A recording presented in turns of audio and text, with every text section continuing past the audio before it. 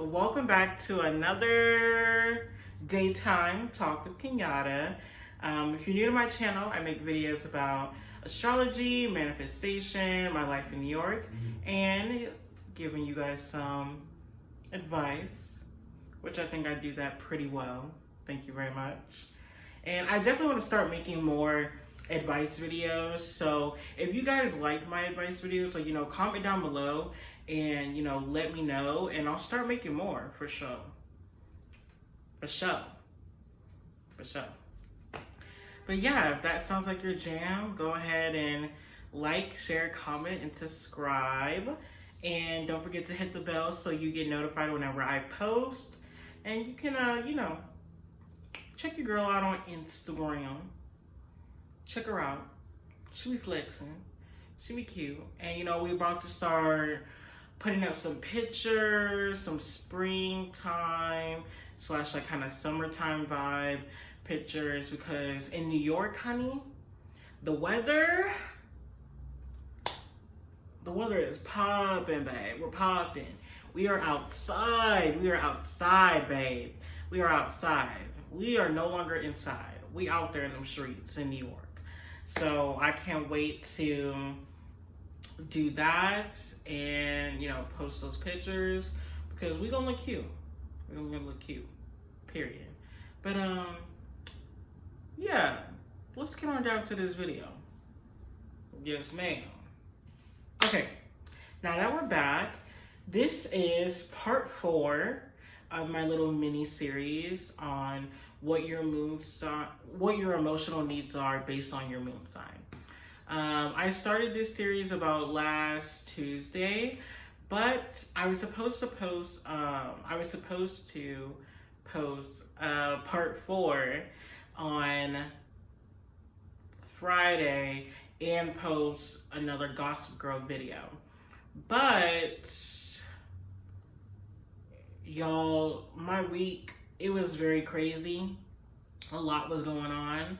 And then I was going to post it on Saturday, but I had a lot going on this whole weekend, so I could not do it. But now I'm feeling a little better, so we're back. And this is, part 4. I'm going to be talking about earth signs, specifically if your moon sign is an earth sign. So yeah, let's get to it. I would say that earth moons are very grounded, very reliable, and they're very patient and stable. I've noticed that with all earth moons, every earth moon I've come across, I've noticed that they all have that same quality. So if that's something that you need in a relationship, I would definitely date someone who has an earth moon or who has like a lot of earth energy in their birth chart. But let's start with the first sign, which is Virgo. So if you're a Virgo moon, you are very simple. You love routine, and you kind of want your life to be very predictable. You need to have a plan. You can't just go through life with everything up in the air. That doesn't work for you. You need structure and you need order. So you're gonna need a partner who understands that. They understand that that's what you need, but they also can help you kind of move away from that and start loosening up and realizing that in life, you're not always going to have a plan, or sometimes everything won't go according to your plan. So you need a partner who's going to help you with that and help you understand that. And I would also say that you need someone who is going to give you a little bit more self-confidence. Because believe it or not, Virgo moons can be very insecure and very self-critical. They are their own worst enemy. period. So they need someone who's going to tell them, like, hey, stop being so hard on yourself. You're actually doing really good, and you've actually accomplished a lot, you know, for someone your age. So I feel like a Virgo moon, they need that in a partner, like 100%. They need that, babe. They really need that. I also feel like a Virgo moon needs someone who, oh shit, I'm sorry. Something was in my eye. I'm sorry about that. But they need a partner who understands that they can be a little guarded. Yeah. They can be guarded and they have a hard time expressing how they feel, and that it's probably going to take them some time to, you know, get into the relationship with them and to really be themselves in the relationship. I noticed that really, not even just Virgo moons, like just really Virgos in general, they are very cautious of people when getting into any sort of relationship with them, whether it's romantic or platonic. You know, they just want to really make sure that this person's intentions are pure. And I fully understand that, and I think that's very smart. And that's something that I do as a Virgo, even though I'm a Scorpio moon, but still. So yeah, I feel like that's what Virgo moons really need. And yeah, let's move on to the next sign, which is Taurus. Taurus moons. I feel like this is a good placement to have as in terms of your moon sign, because Taurus moons are very affectionate, and they're very patient and stable and reliable, and they're very grounded. You know, they're very down to earth, and they just care so much about their family and their friends, and really just about the people they love. And I think that is so beautiful. But just like the Virgo moon, Taurus moons can be very guarded. Very, very guarded. And in fact, it actually takes a Taurus moon a very long time to get into a relationship. You know, a very long time. And even when they do get into a relationship, you're going to notice that you're going to need a lot of patience. A lot of patience and a lot of understanding, because even though they got in the relationship with you, they're not really going to be that open. They're not going to be that open, and it's going to take you a while to kind of figure them out, you know? And that's something that I've noticed with Taurus moons, and that they love food. So if you can cook, you're doing something right. You're headed in the right direction, buddy, if you can cook. So, but yeah, I feel like a Taurus moon is going to need someone who's going to bring them out of their shell and help them open up and express their feelings. But I also feel like they need someone who's going to help them stand up for themselves. Because with them, like, you know, caring so much about their family and their friends, sometimes people do walk all over them. They do. They really do. They take advantage of them, and it's so sad. It's so sad. Because I see so many Taurus moons, and really just Taurus people in general, get hurt and get screwed over. And because they love that person so much, and they're so stubborn and just set in their ways, it's kind of hard for them to accept the fact that that person was using them and manipulating them and gaslighting them. It takes them a while to come to terms with that. So they can probably see it from the beginning, but they're not really gonna address it because they care. and they're scared of change. They really do like routine. So, Taurus moons are most likely to be people who are going to stay in a very toxic relationship for a while because they don't want things to change. They don't want to see that person, they don't want to have that, they still want that person to be in their life, because they're just used to seeing their face every day and coming home to them and cooking dinner for them and just really spending time with them. They're used to that. So it scares them to think about leaving them. But I will say this.